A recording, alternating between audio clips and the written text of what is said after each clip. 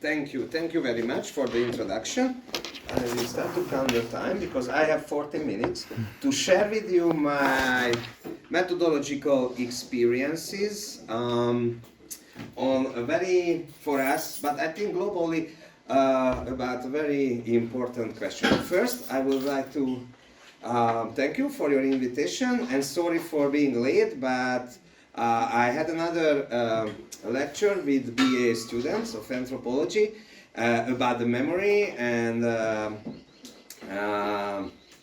they stopped me when I wanted to come and ask a lot of questions, so it's a positive thing that I was late. The reason, at least, it's positive, it's because of your students, and they are very great, and really I enjoyed so much the questions and how they were sharing their ideas with me. It's visible, according to them, that memory is a very important question, social research, social science questions here in Chile as well.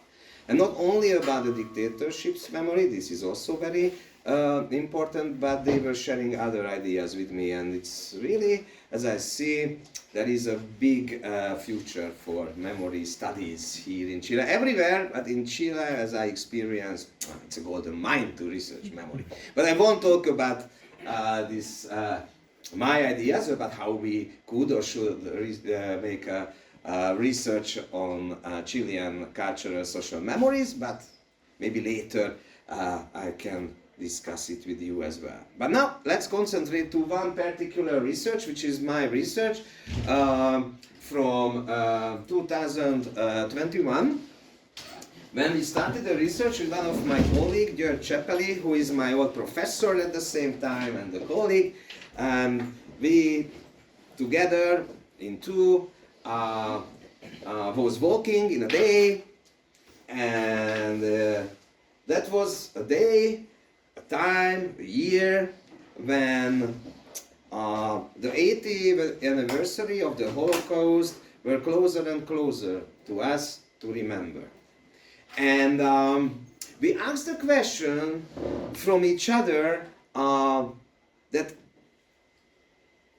it's almost the 80 years anniversary, 80 years anniversary of the Holocaust, and it will be big political speeches again, maybe some new grants will be released, maybe there will be some exhibitions about the Holocaust, but the question arises, after 80 years, or almost 80 years, now it's more than 80 years, of the Holocaust in Hungary in the local spaces, in the context of the everyday life, is there any memories about the Jewish people who were deported, and after they were killed, and after they disappeared? Any memories about them? Or it's more, which is we are around, is more about the forgetting? That was it's a very important question in Hungary, because after the Shoah, after the Holocaust, during the socialist period, that was somehow a hidden topic. I mean, that was the politics of the socialist dictatorship to not talk about the particular family memories, especially if these memories are connected to tragedies of different ethnic or religious communities. It was not prohibited to talk about this, but not encouraged to talk about this. And after the Second World War and the traumas of the Holocaust, build some kind of closed or isolated memories in the Hungarian society, which means the Jewish people, Jewish families were not talking about the Shoah, the Holocaust, first because of the traumas, and parallelly, or maybe second, because they were the mistrust against the non-Jewish people were still living. So who knows if I am openly identifying myself as a Jewish with the traumas of the Holocaust, what the majority will say. So the trauma was still living, and the fear was still living in Hungary. And from the other part, from the non-Jewish people's part, first, it was prohibited to talk about in a positive way that how the Jews were killed, so they couldn't be openly anti-Semitic ones. And also there was some kind of, I am somehow related my speech to my interview partners, that it was some kind of fear to ask or to share their family histories, the non-Jewish family histories, with the Jewish family's histories, or fear to ask because it was a hot topic, and as they said during the interviews, it was a taboo. But after the political change, so the taboo is not my term, in an anthropology of religion way, it is their term, the interview partner's term. Repeatedly, in every localities and in every generation, this taboo was one of the keywords of the interview partners, when they were repeatedly shared with us. When we asked them, have you been any discussion or any talks about the memory of the Holocaust in your family, in your network, in your bubble, in your school? That was our questions. And most of the many people answered no, because it was a taboo. No, but after the socialist periods and decades, nothing changed so much. So we had a freedom, democracy, a platform to discuss, to share each other's family histories, but it didn't happen. It didn't happen. It became still a communication without talking or sharing with each other family memories, the policy and the everyday communication style in Hungary. There are a lot of reasons of them. One of them is the politics, the identity politics of the Hungarian governments, different governments from different political ways to block, or at least not to not encourage the people to share their family histories and traumas with each other. Because if the people cannot share their own personal feelings, ideas through their memories, the people can be isolated and dichotomized from each other. And if a political party would like to use it, that yes, you see, you have your traumas, you have your fears, I understand you, I will protect you from the others who have different fears and they have different needs and they are still, you know, your potential killers or your potential enemies. It can be, you know, a convert to and adapt to political needs and strategies.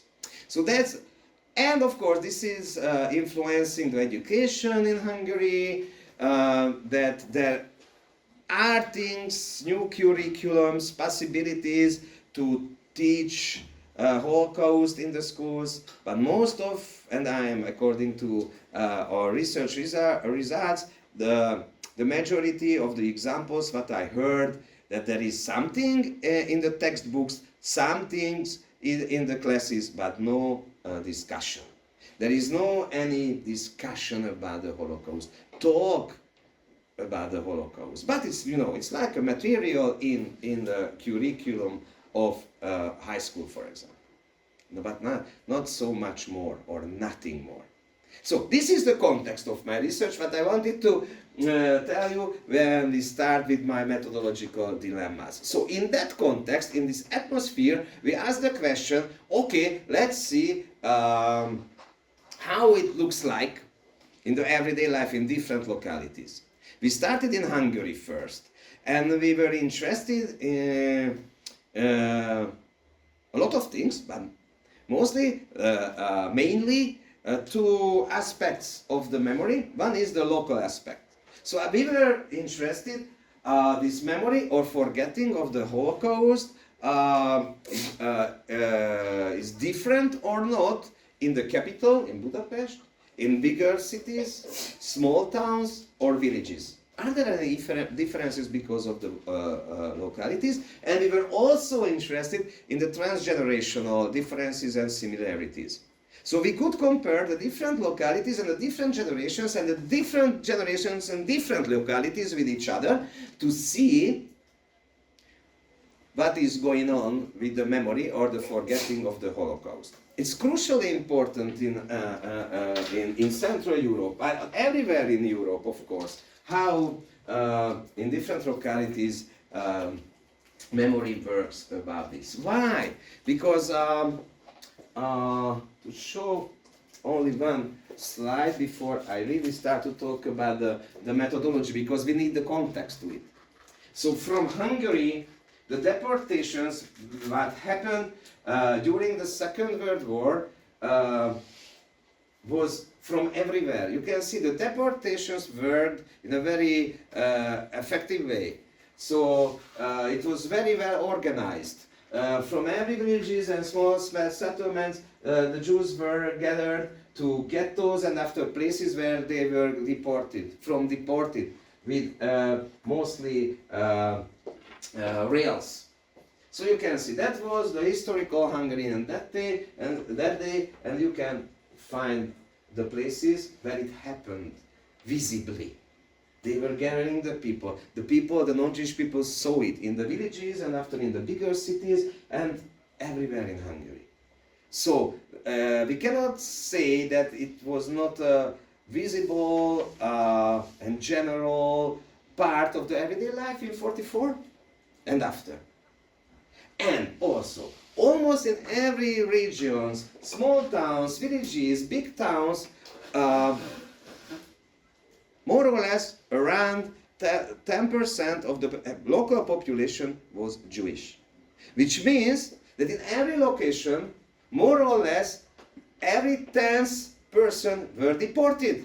First discriminated with the anti-Jewish laws, and after gathered in ghettos, and after deported, and every 10th, which means if every 10th person would disappear now from this classroom, it's a shock, it's a trauma, it's a visible thing for every of us.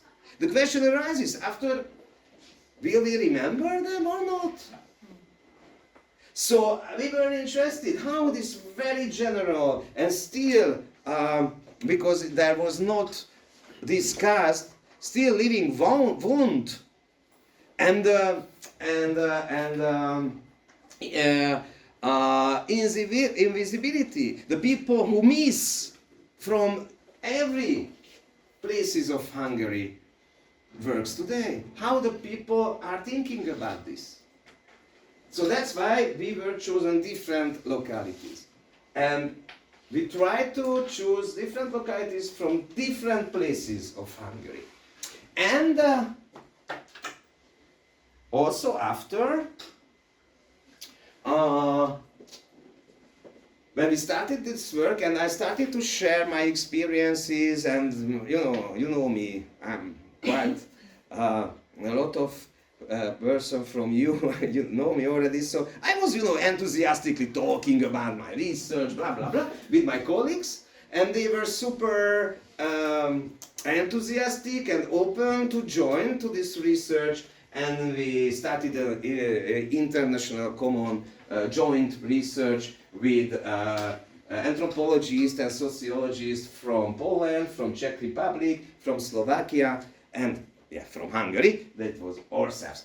And because we wanted to compare our experiences and research results with each other, how it looks like in different countries in Central Europe.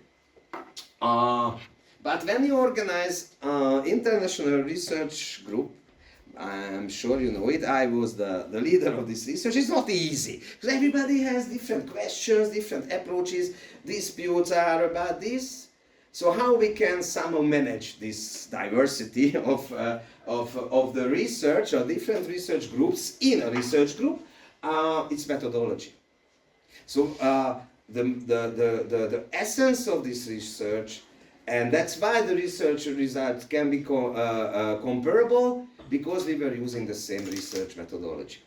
And I will talk about this research methodology, but maybe, and it is connected to the visual documentation, but I have to mention this visual documentation because the visual documentation was an important part of our research goals. To record focus group interviews or one-on-one interviews or walking interviews, because we wanted to contribute still. We would like to contribute to the open discussion in Hungary about the Holocaust memory.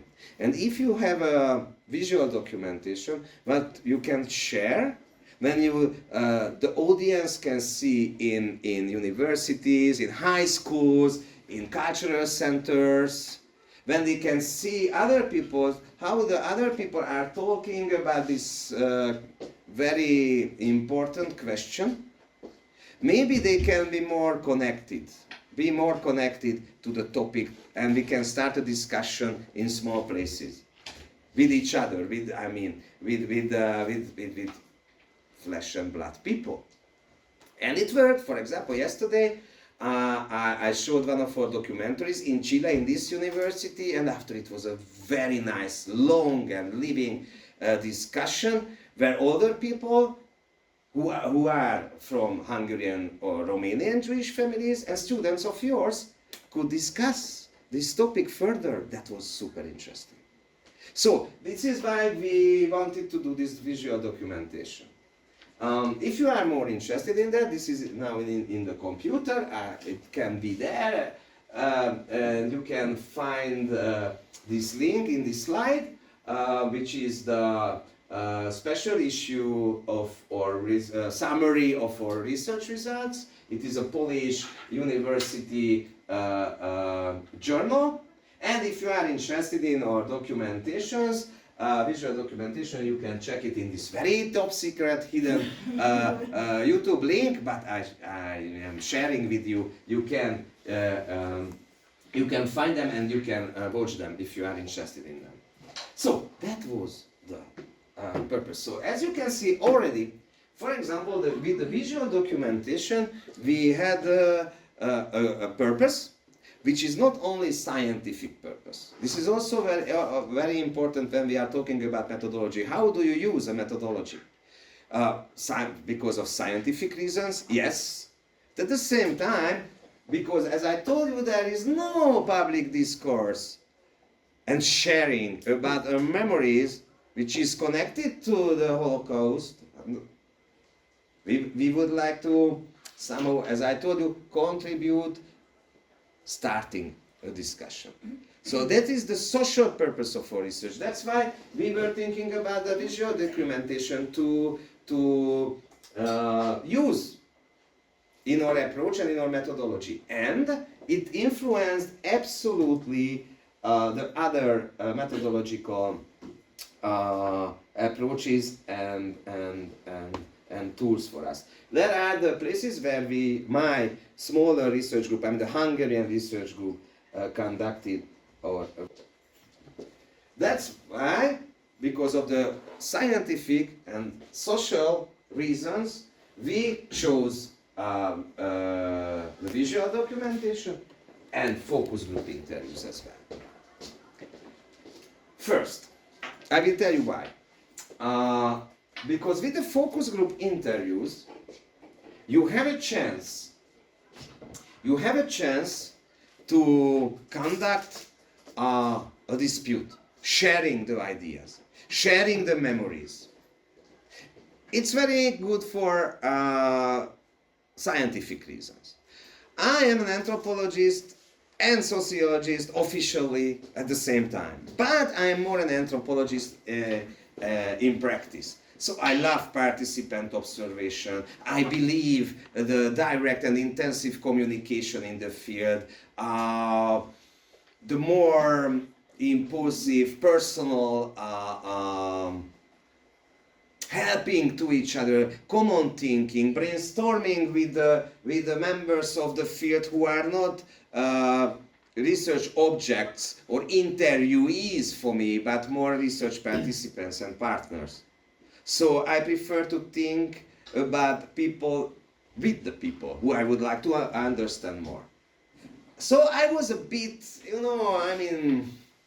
I had some doubts about this sociological, even it's qualitative, but sociological method of focus group interview. But it worked so well, scientifically as well. I was amazed how the people, when 7 or 8 or 10 or 6 people are sitting in front of you, you ask questions and they start to dispute. They start to dispute. It worked like, I was amazed, amazingly. The structure of our focus group interviews was the rule of our focus group interviews that we had questions. I will show you later our questions and why we chose these questions. So, for example, there were 6 people in the focus group interview and we asked them questions. But I told them they can stop each other and they can share or ask questions or disagree with the people who are actually talking. But after, please start again the order. Because in that way we could ask every questions. We gave them place to talk about what they want. But after we return to the question, because in that way we could see their personal topics, but at the same time we could compare the narratives with the other focus group narratives in Hungary and with the foreigner narratives as well. So we had a structure. We needed to have a structure, but at the same time we gave them freedom. And it worked so well. How they were really sharing each other thoughts, memories. We tried to find organized focus groups from the non-Jewish and the Jewish groups, families in a locality. Of course, unfortunately, in a lot of places it was impossible because there are no more Jewish people in small villages or small settlements where we were. But when we had a chance, we organized mixed focus groups in that way, Jewish and non-Jewish way. So, but at the same time, that was also to choose the focus group interviews in our social purposes. Because if we would like to contribute to a wider and open discussion about this taboo topic in Hungary, and we can show in a visual documentation that it works among the people from different localities who can sit together and discuss. If it can work in micro context, it can work in a macro context as well. So these type of focus group interviews are examples as well, that we can do it in that way. We should start to share in that way. If they can do it, we can do it in social media, in radio programs, or in TV products, or podcasts, or anywhere. So, that was also very influenced by all social goals. But coming back to the research methodology, so the focus group was very important, the visual documentation was a very important part, but it was based on fieldwork, participant observation, which means I went there to different places, I was talking with the people, I was meeting a lot of people, and I told them that where I am, why I am here. I was making notes, I was writing my fieldwork diary, I made walking interviews, analyzed spaces, symbols, that it is visible or non-visible signs, which are talking about the Jewish people who lived in the settlement, or there are no absolutely visible signs about them and the Holocaust. So I was conducting walking interviews when I was walking with different people, and they were interpreting me the places of the localities. That was super interesting, and of course I conducted personal interviews as well, narrative interviews mostly with people, but there were people who wanted to share with us their narratives with the questions of the semi-structured focus group interviews. So I had one-on-one semi-structured interviews as well, and of course the historical and other archivic and local historical documents analysis was also part of the research. So, there are our questions. But first we asked two general questions from the people. Who are the Jews? What they are and who we are talking about? That was very thought-provoking how the people were trying to identify Jewish people and describe what does Judaism or being a Jewish mean. It was very thought-provoking. Because of the first and the second question, we would really get to know more about the reality of the everyday lives thinking about the Jews in Hungary. It was full of stereotypes, it was full of prejudices. It was very interesting, but what I found, what is unique, for me, what was unique and what is unique from the answers, from the narratives about these questions is a lot of things, but two very thought-provoking things. And they are absolutely connected to the memory as well. How they are thinking about the memory. The one very thought-provoking thing for me was that what I called after unreflected anti-Semitism, which means that the people were absolutely not anti-Semitic. They are absolutely against any persecution of the Jewish people. They absolutely see and know how the Holocaust was terrible and it cannot repeat itself again. But at the same time, they were using in their narratives anti-Semitic prejudices or stereotypes. For example, when we ask the persecution, the reasons of the anti-Semitism and the persecution of the Jews, a lot of people refer that I absolutely against any anti-Semitism. But maybe the reason was, or the reason is, that the Jews have the word power, they are more educated than others, they have more money, and sometimes the real anti-Semitic racist stereotypes came up. I cannot recognize the Jews. Who are the Jews? But who has a big nose or curly hair, or who are very happy when they are selling their products, I know they are Jewish. Anyways, I cannot identify them, but when I see them like this, I can. These type of things. They were not anti-Semitic ones openly, but culturally strong. They were using in an unreflective way the stereotypes what they got from their culture and from the families.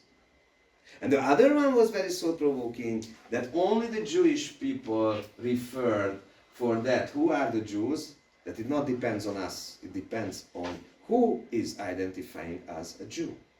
And this is a narrative which is very in the center, the heart, the essence of the family memories in most of the Jewish families.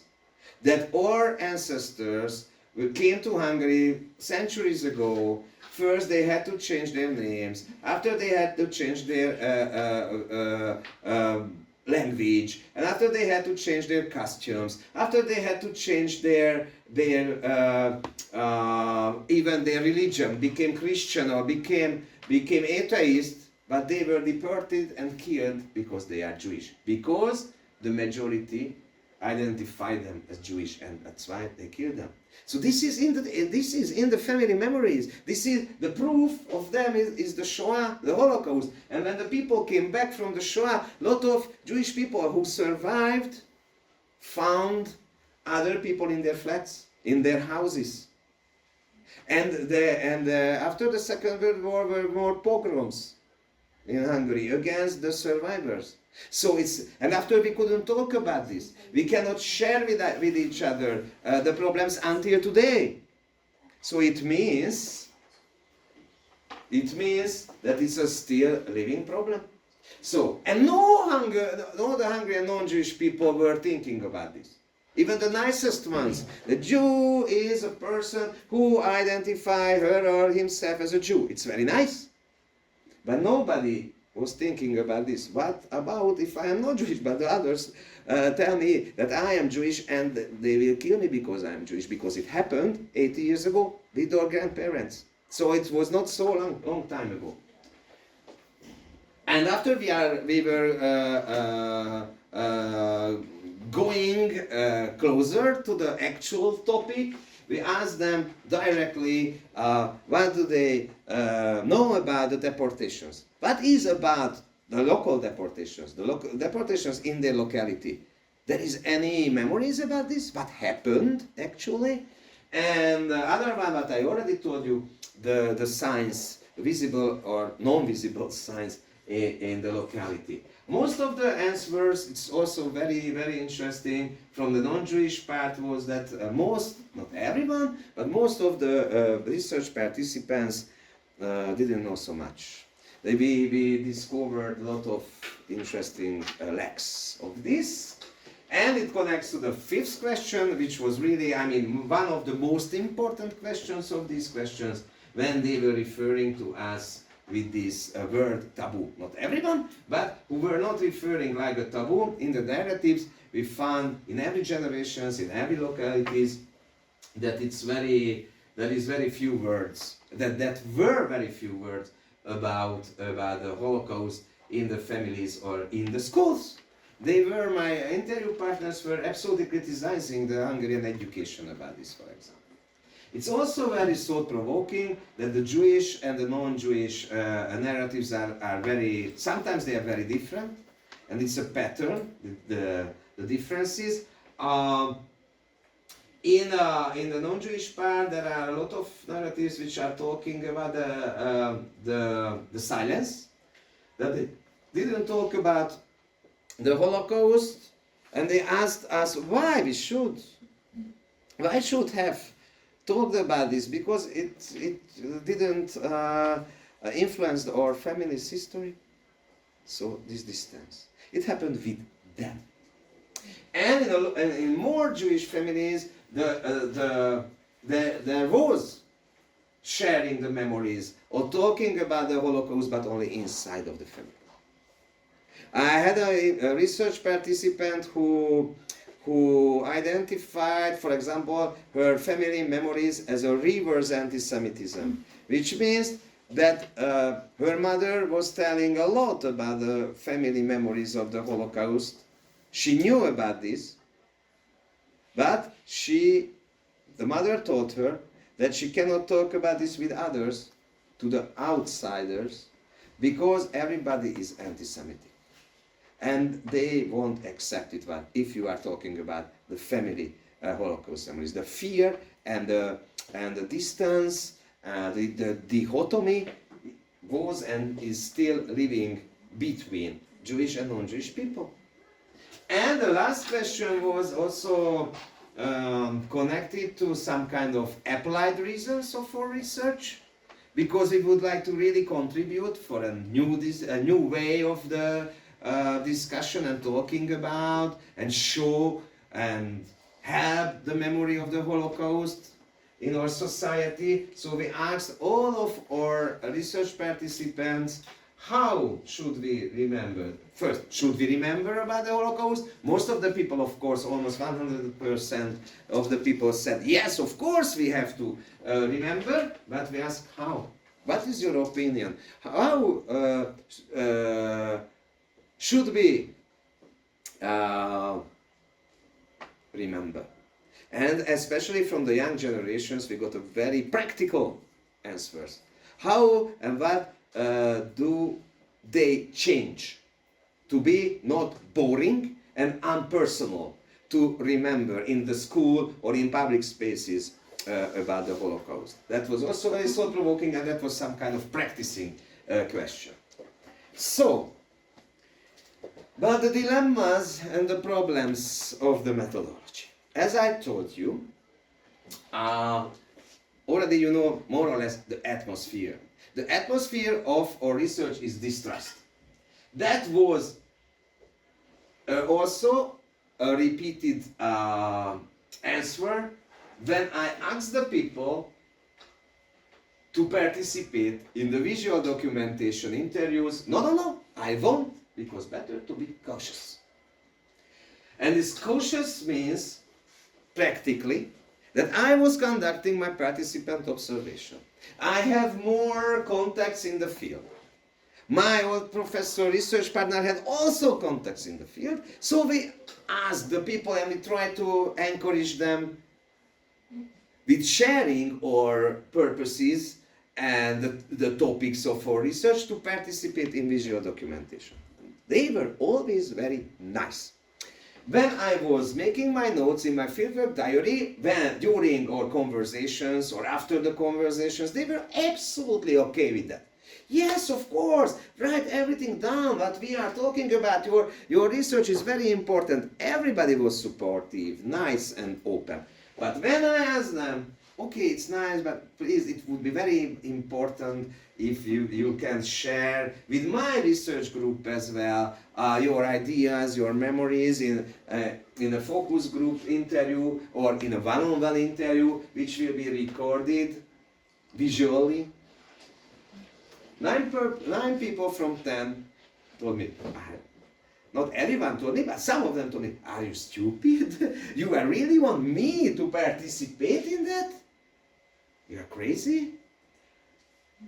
And I was, not so surprised, but a bit, sad or I felt a bit devastated or at least destroyed because of that. But after I realized this is also a very interesting research topic. And when we wrote our book with my colleague, in Hungarian first because of the social reasons, but I am working on the translation to English. Maybe somebody cares. I don't know the Hungarian case, but anyways, when we started to write this book, the first third of the book, which is already written, it is about this topic, that why and how the people said no for that. So I checked every comments of the refusals. What do they say?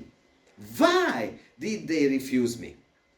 And it was super interesting. And after I tried to analyze and interpret the refusals reasons with the help of our research results, narratives and other experiences in the field. And what I found that everything is connected to this uncertainty and distrust, which is from the atmosphere of our research. What I told you already, the lack of knowledge, the lack of sharing, the lack of public discussion, the lack of and more interpretive education about the Holocaust in Hungary. So you can see some narratives, some reasons for refusals. I was in a small settlement in eastern Hungary, and that was a woman who was absolutely open and enthusiastic to walk with me, make a walking interview with her, and after participate in the focus group.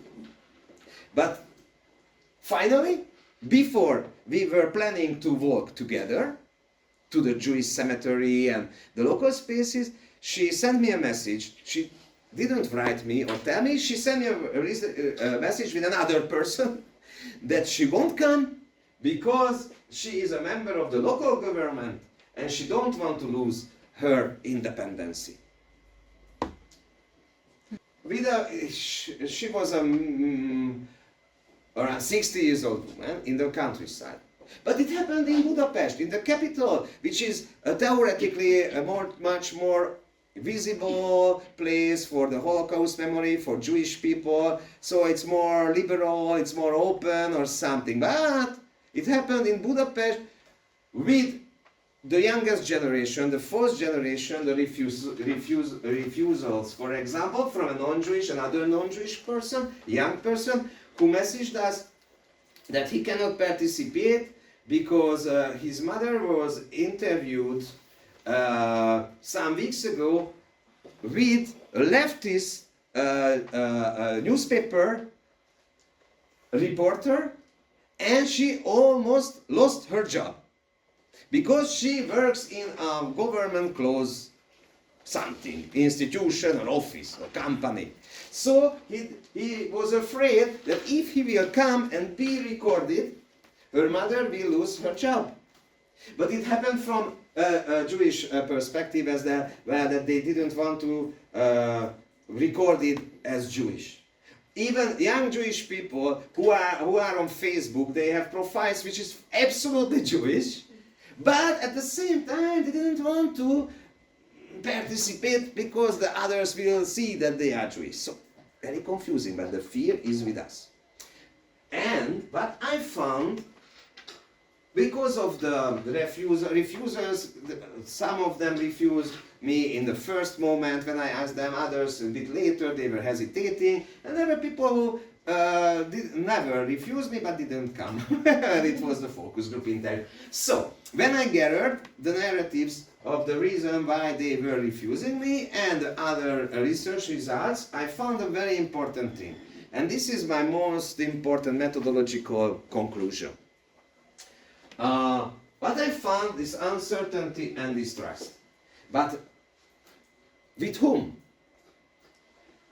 And I found three things. Uncertainty and distrust of the subject. I mean, the Holocaust. Because it's super sad why we are talking about Holocaust all the time. So they were uncertain and distrust because it's there is something which is seemingly for them over discussed, but they never discussed it. So what is it? So this is everywhere Holocaust, but what is Holocaust? We don't know. So that was some kind of distrust. We don't want to talk about this. It's too strange, full of fears, full of don't know what kind of stuff, but it's full of. And the other one with the research team. So my research team, the cameraman, the director, sociologist, and me, we were from Budapest, and especially in the countryside, the distrust was against us. Who are these kind of Jews who are coming from the capital to ask us about the Holocaust memory? That was we felt sometimes, more times, this distance because of that. But the third one was the most thought-provoking for me. That I found that they have this distrust and uncertainty about themselves. So, if there is no culture, there is no routine, not in the education, not in the political life, not in the social discourse, to talk about openly the Holocaust, they didn't know, they were uncertain what they will talk about when we interview them.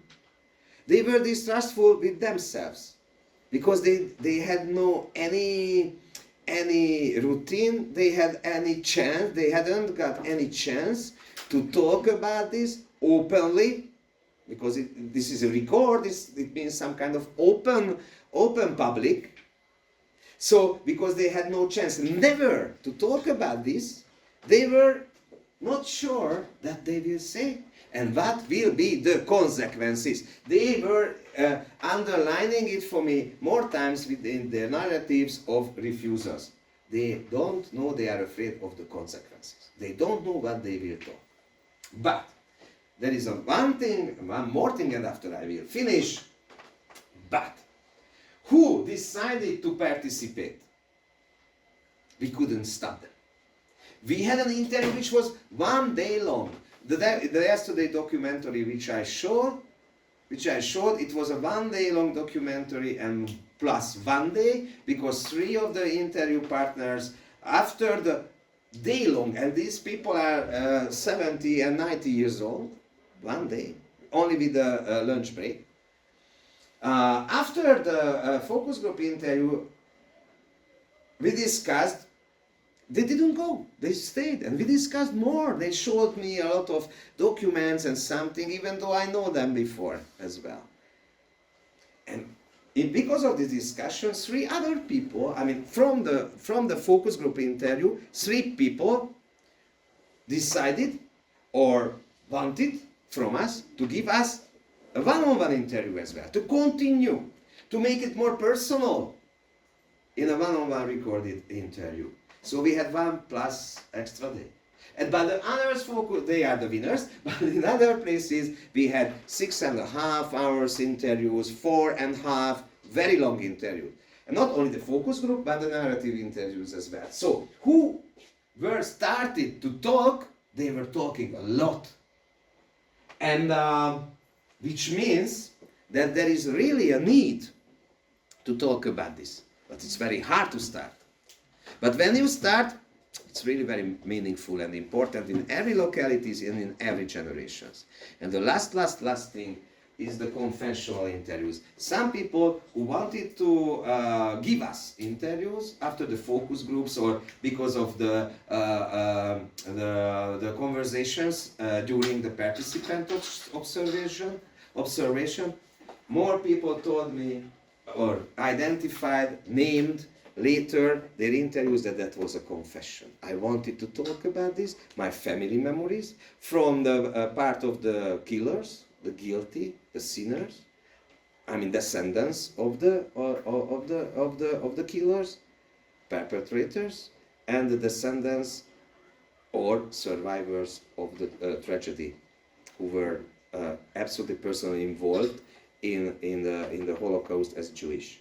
So both of these parts, more people identified the interviews like a confession, the confessional interviews. So what does it mean if I have to summarize it, because I know I have to. So one more thing on it. So I love this picture because it is showing that we were analyzing spaces as well.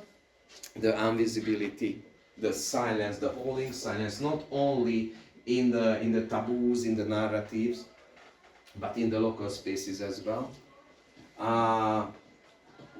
What we found, how this, methodologically speaking, how, of course, the society, the political context, the atmosphere can influence our research, and how it can sometimes we feel stop our research, or sometimes we can feel that we meet the fog, we don't see anything, we don't find anything because there is no anything. But if you start to understand the problems, the challenges, the dilemmas of your methodology, which is absolutely inseparable from the social and political context, it can help you to understand your research topic, your questions, through the problems of the methodology, because it's not an accident. What are the borders and the problems of your methodology? It depends on culture and the community and the society who would like you to get know more. So, if you have problems in the field and with your methodology, it can be a very thought-provoking help to understand deeper the topic what you would like to understand deeper and interpret. That's my conclusion about my methodology, but I don't want to be so long. I was a bit, sorry. So I will stop my stuff. Thank you, and I'm waiting for your questions.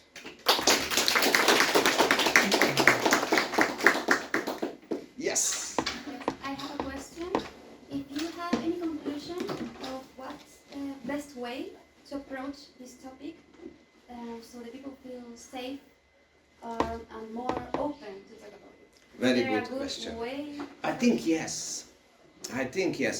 In this distrust atmosphere, you should try to ensure them that you are really interested in this topic. So, and you can do it only if you are really, really interested in this topic.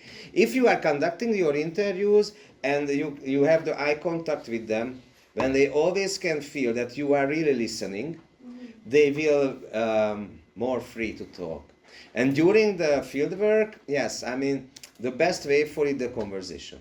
So you are sharing, you are telling them your goals, your interest, and don't start with the interviews. You know, this is very important. You see, even though a lot of people knew me in the field, they didn't want to participate in the recorded interviews. So, but who participated? They participated because they knew that what I would like to do, it won't harm them or disturb them. But yes, there are a lot of borders. So what you can do in that situation to share your personal interest and ideas about your research. And in every field of anthropology and sociology, that's my qualitative sociology, that's my opinion that if the people see that you are really interested, and you cannot pretend you are interested or not. If you are really interested, they will share with you their personal, hidden, emotional things. Not everyone, but not everything, but a lot and a lot of times. But for this, you have to spend time there, and you have to treat. It won't be a big problem for you because of your personality. But others, if you treat them as research objects, your research participants, you shouldn't go to the field. So they are research participants. You are conducting your research together. So we are thinking about them with them, as I told in the speech part of my lecture. So this is the only way, nothing more. And you have to be you have to understand, if they don't want to talk, maybe I conducted a lot of interviews which were not absolutely visually documented, only it was supposed to record with not my phone, because I don't like to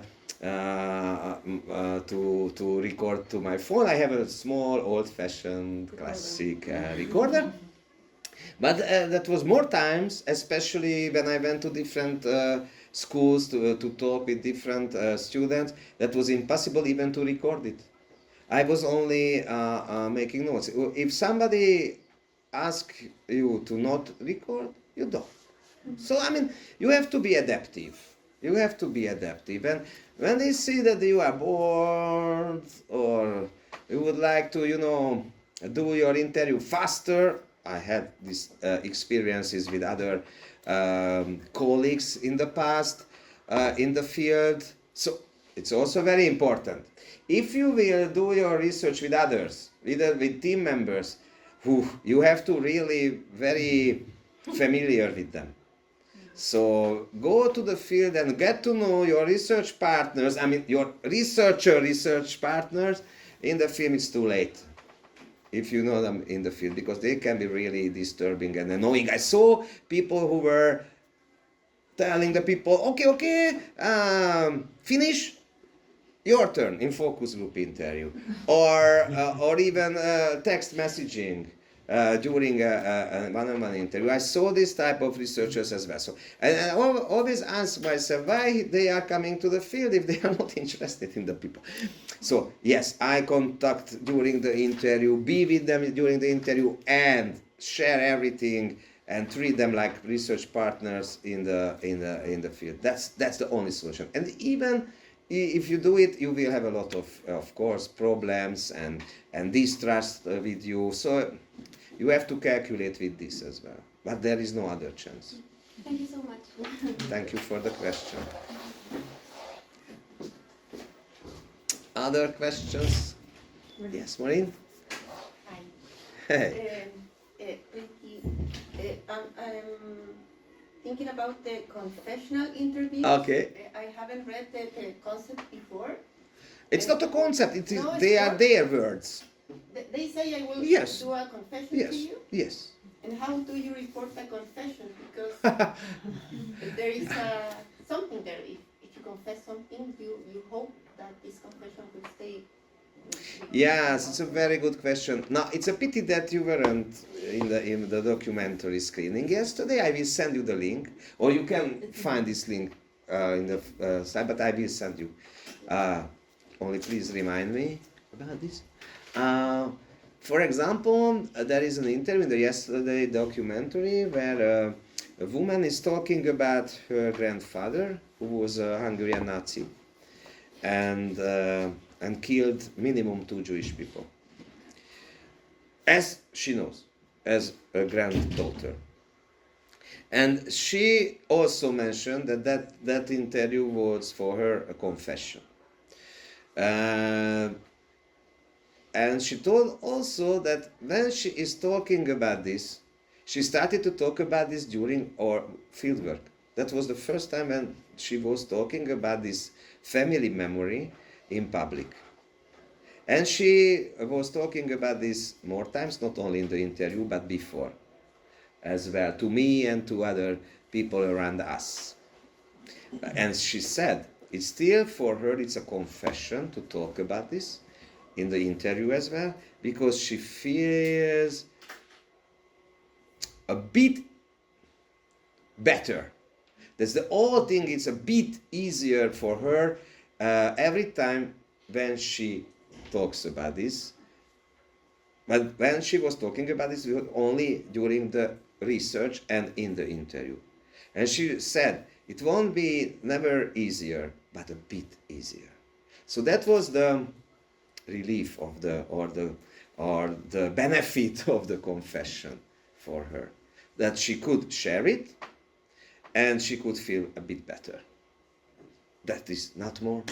It cannot be more, because it's still a trauma for her. And it's also very interesting because she became very philo-Semitic, and her son got married with a Jewish woman, and now she has Jewish grandchildren. So her grandfather was Nazi, but her grandchild or grandchildren are Jewish. And this is not unique. I was talking about this as well yesterday, that there are more interviews like this. Nazi grandfather, Jewish grandchildren. So this is also very sort of provoking. So I mean, and in this process where in this atmosphere, she became open to talk. She had the trust. The trust won against the distrust in her life. This is also connected to this confession thing, that the confession helps her to be more trustworthy with the question and with talking. So that's something like that. But it's not our word. It is really the research participants' term, this confession, like the taboo. But it's not confidential. It's not a secret. I think it's more like not the same to tell a secret than to make a confession. Yes, but if for her it is, and how she is describing it, it's a confession. It's like the taboo. I could analyze it from the perspective of anthropology of religion, that it's not adequate, it's not valid, using the term taboo for this. But this is their word. So I have to understand what they are thinking about this. What is the meaning of them, the taboo or confession? You know, it's not my job to, criticize it or try to analyze it from the perspective of my science, because anthropology is this. We would like to understand the terms, what they are using and why they are using, how they are using. So, yeah, theologically it's maybe not, but human beingly, yes. But yes, they can make a confession as a relief, because yes, this is what they thinking were. about. You were talking this sociology of religion related, and I'm thinking that when they say they are making a confession, they are telling you that because it's a relief about their grief or what Yes. they're talking about. It's not more of a secret because. Not more, but still. But I think this, when we're talking about this, like sociology of pain, when you're talking about memory, I'm thinking about when they say confession, they are talking about as a relief. So Yes. That wouldn't make it a secret, but Yes, I understand, and yes, this is what they are telling. But if they use this word confession, you won't use relief, because they are using the word confession. This is a big difference between sociological and anthropological thinking. So I would like to understand there. But yes, they are using like a relief, but they are using the word confession, which means what it means for them, and for them it's relief. Which is helping them to share. But they call it confession. What can I do? But yes, essentially it's more a relief. And a bit more, because it's not only a relief, it's some kind of thing which encourages them to talk about this. So it's some kind of the fuel of sharing as well. It's really not a confession from a theological or sociological perspective if we are using sociology of religion, but it's very, it's a thing which you can really interpret. And when you go to the field and you touch these themes and topics about grief, about relief, or whatever it's we're talking about pain, I think there is like a barrier between the researcher and Yes. the person. How do you go? I'm talking about because there's a lot of studies on dictatorship and on the detainees. Mhm. And I think when people go to the field and talk with families or relatives, it's really difficult to not pass that barrier. So Yes. how is in the case of the Holocaust? Like talking about your experience. As much you can, you should be prepared that what you will conduct, it will be full of emotions, and not only the emotions of the survivors. I mean, of course it's very emotive when you are listening. I mean, the yesterday documentary, I am maybe under the feeling, the influence of the feeling of yesterday. So that's why I'm repeating myself with this documentary. But there are more very touching life stories as well about the Holocaust. So if you are prepared, you cannot be prepared 100%. But if you are prepared, at least it won't be. And that's why the participant observation can help you, that you will know from whom you have to be prepared to the emotional moments. But you cannot be 100% objective or without emotions, or more, I don't know, scientific. So sometimes you are crying as well with them. Which is more harder, was more stronger for me. Because I mean it helps for the research as well. So this is what we discussed before. So if you are enough sensitive and interested, communicating your interest, it will create some trust, atmosphere of trust. But what is harder? When you are making an interview, for example, with a teenager who is telling you, Ricky, finally, please understand, I know that they died, but I don't care.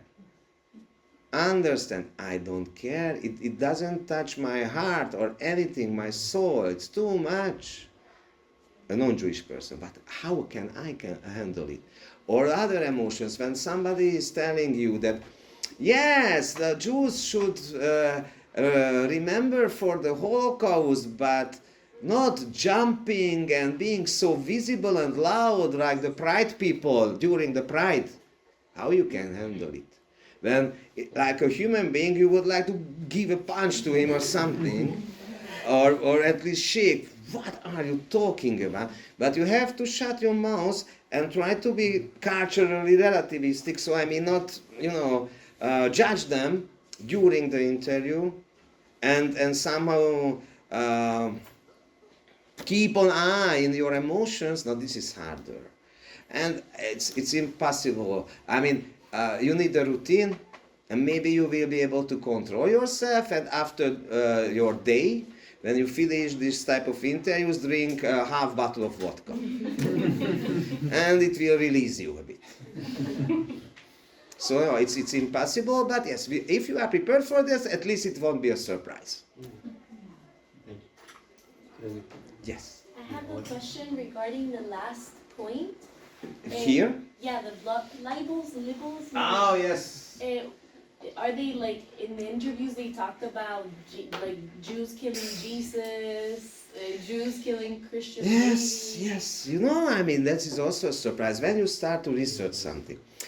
Before this research, I have been researching in different countries, not in Hungary, or when I was researching in Hungary, I was researching only within my bubble somehow, Jewish humor, Jewish life narratives,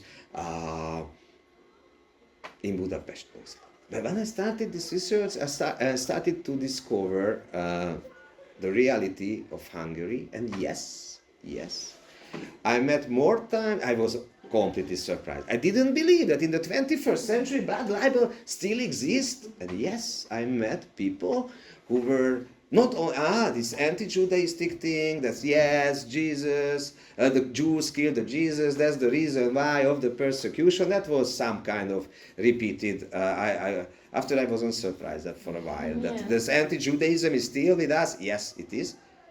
But blood libels, come on. The blood libels were from the medieval ages, for centuries, a story in the folklore of the non-Jewish people that the Jews are killing children, Christian children, and they are using their blood to make matzahs or blessing mikvahs, the ritual baths, or the butchery houses, slaughterhouses, kosher slaughterhouses, or something. And in the countryside, yes, I met more people who were referring that their grandparents were talking about this. And one of them told me that her grandmother even knew who was the Christian, not the Christian children in general, the Christian person, a child who was really sacrificed by the Jews. The Jews took his blood to maybe to offer the mikveh to God or something like that. So, but it was for the mikveh. And after I heard the same story with the Schachter house, variants or as well. So this is the real folklore when you have variants about the same story. So yes, I met. And that was a shocking thing for me, because I didn't believe that in the 21st century it really you can meet blood labels. But I met other things in the folklore. It's very interesting also that in a place, for example, in Slovakia, there is a village which is built on a camp, which was a working camp in Slovakia, where the Jews were deported after to Auschwitz. So after it became a no land, no village, without any people. But the local peoples, slowly but surely, they gave and started to live in the barracks. And they created other houses, so it became a village. And nowadays, the inhabitants, some of the inhabitants, are complaining that at the evenings, at nights, they are hearing the Jewish souls crying. And I met a person whose neighbor sold her house because she and her husband were always at night hearing how the Jews are singing and dancing, because the house what they built, it was in the same field with the Jewish school, the Schachter house, and the synagogue. And I met people who were referring to the place where the synagogue was, but now it's not because it's destroyed, but the place where the synagogue was, now it's not there, but was, has a bad energy. They don't like to go in front of this no place, because they feel the bad energy or something. And there was a block of flats, there is a block of flats in Budapest, which was built in a very fast way during the socialism, so they are shitty buildings. But it was built on the local Jewish cemetery. And because if it's shitty, sometimes electricity stops, the wind is blowing across the blocks and the flats, and a lot of people call it ghost block of flats, because the Jewish spirits are coming and blowing the wind or something and stopping the electricity. So amazing. I didn't know that it exists.